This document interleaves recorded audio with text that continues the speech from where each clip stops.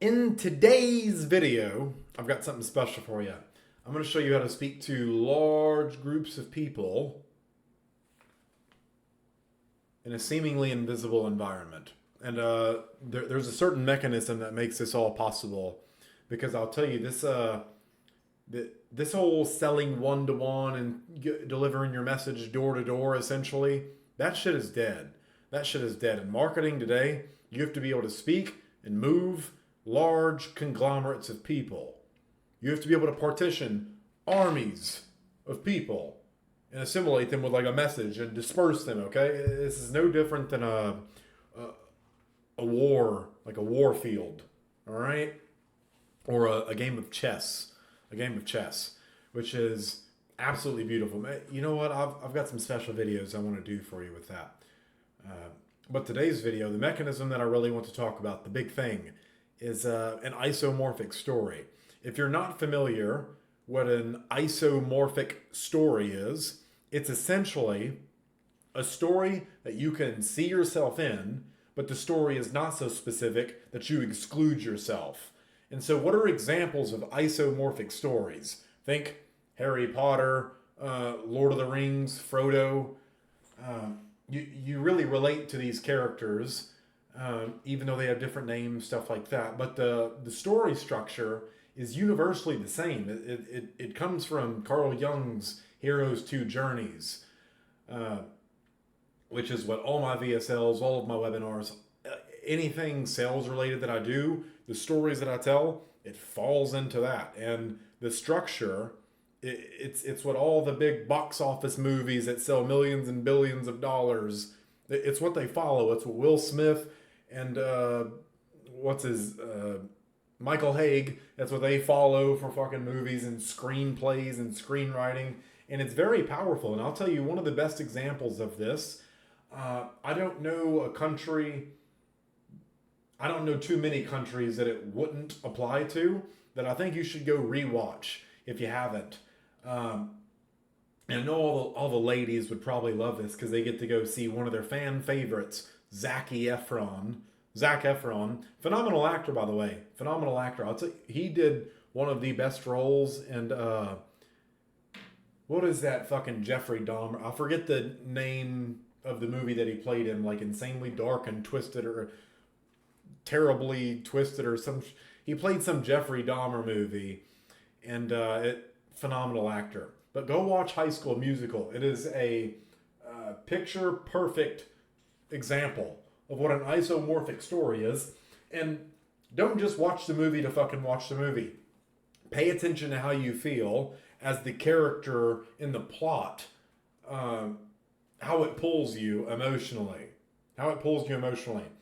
And I used to be one of those people who hated fiction shit or anything made up, but now I absolutely love reading and watching some of this stuff to understand the screenwriting and the play and how they really relate and get you to see that, hey, we're not so fucking different. Hey, you and I are both like, those messages right there, they're very symbolic. You have to understand the brain doesn't know what words are. It responds to symbols. Words are sounds, sounds are symbols, okay? And those symbols represent pictures that our brain breaks down. You see, our brain doesn't actually see, hear, feel any of that stuff. It has all these sensors in the ears and the nose and the mouth, our five senses plus our sixth modality.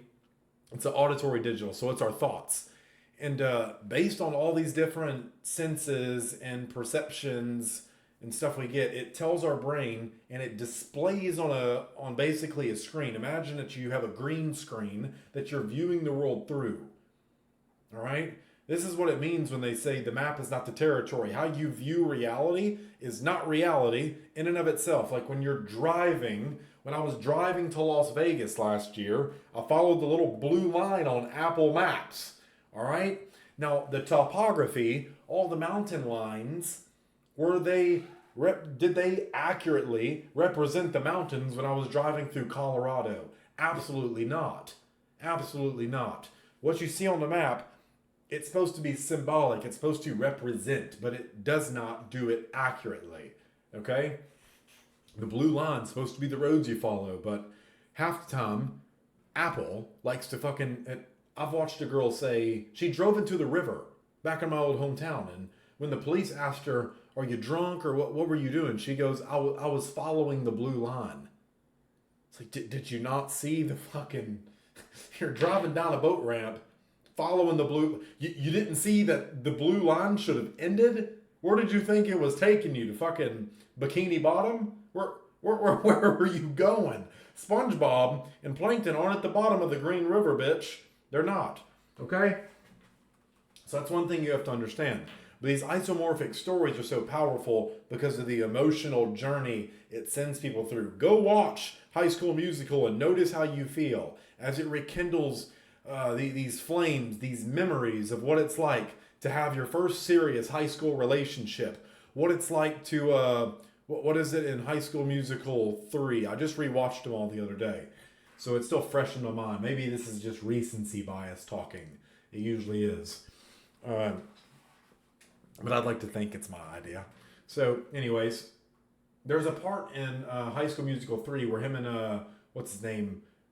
Corbin Blue, Chad Danforth, all right? They're in the scrapyard and they're singing "The Boys Are Back" and they're doing fucking ninja stuff and backflips and shit. And it was symbolic of the relationship I have with my best friend. And you see what I'm saying? Like, I placed myself in my life into that isomorphism.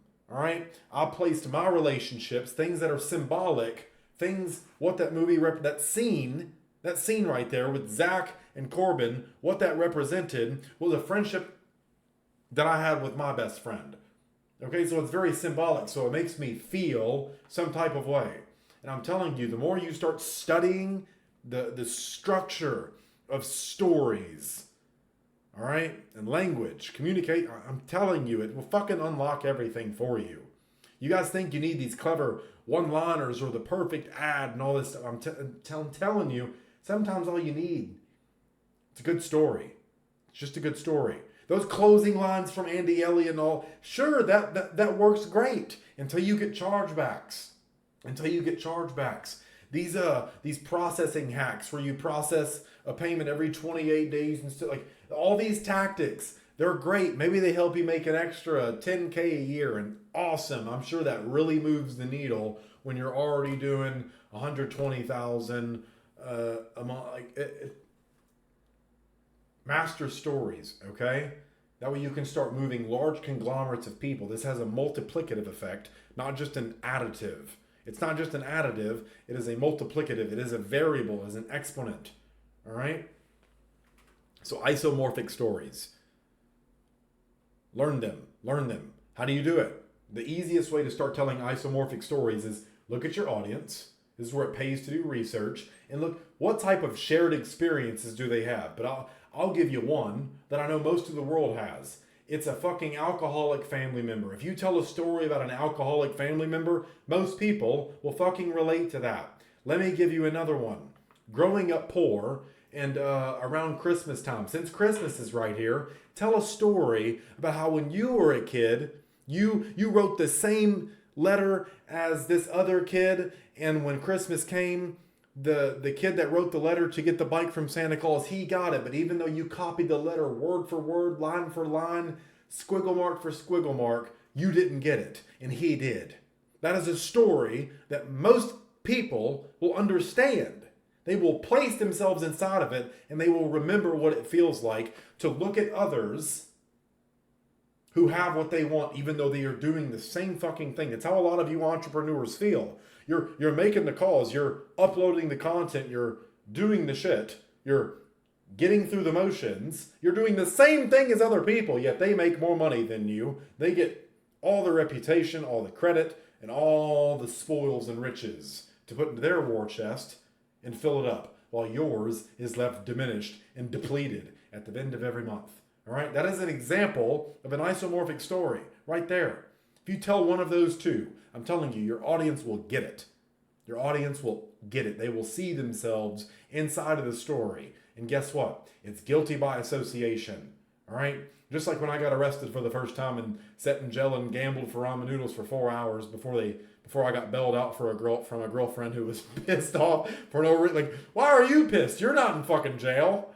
I was 18. You'll never find my mugshot. I can't even find it. So if you do, though, send it to me. It was for some stupid shit. Oh, man. But it's guilty by association, right? And so me and my friend both had to go in there. It's also like that when it comes to feelings and emotions. If you make someone, when someone feels some type of way, they're typically going to associate that feeling with the person who made it, who is responsible for making you feel that way. And so if you can send people on a roller coaster of emotions, because how many emotions do most people feel throughout the day? Typically one or two. It's really not a wide swath unless you're a woman. But it usually takes a while. Most people don't feel fucking anything. All right? But tired, like I am right now, because I'm filming this super fucking late. But when you can make someone feel 14 different emotions in 20 minutes, they're like, wow, I feel moved. I feel really energized. Of course you do. Of course you do. I just made you feel 18. I just made you feel happy, sad, anxious. I just made you feel all these different things in 20 minutes. Of course you feel moved. They think it was their own idea, which is great. And that's the purpose of an isomorphic story. It's very embedded. It's very covert beneath the surface. And only a trained eye, only a set of trained ears will pick it up. All right? But here's the thing. Even when you're aware of it, I think you will appreciate it more. Go watch High School Musical right now as an adult and notice how you've let yourself be a fucking kid again for one goddamn minute, okay? I don't care if you got to kick your wife out of the fucking room. I don't care if you got to go duct tape your kid's mouth shut. I don't care if you have to hold your husband off the fucking balcony and threaten to let him go. He probably deserves it anyways because he's 5'2" and he's a dickhead because he's short. And he buys those 3-inch shoes to add to his fucking height so he can finally accept himself. Just let him go anyways and send me a message. But anyways, learn an isomorphic story, all right? And start learning to tell them. Just call your mom and tell her a fucking story. I don't know. And ask her how you can call your mom. She'll always want to talk to you if you have one. If you don't have a mom, fucking call me and I'll act interested enough. And I'll tell you how I felt. All right? If you have my number. If you have the liberty of that. If you don't have my number, don't fucking call me. All right? I hate talking on the fucking phone. It's such a waste of time. But anyways, subscribe, like, all that fancy jazz. Talk your shit if you don't like me. If you're one of those 5'2" gremlins running around talking about your fucking Ethereum and your fucking 0.23 of a Bitcoin that you have. Why do you sound like so-and-so? I don't fucking know. I don't know. Okay? I sound like me. All right? So, love you all. Keep being awesome. And I'll see you on the next video.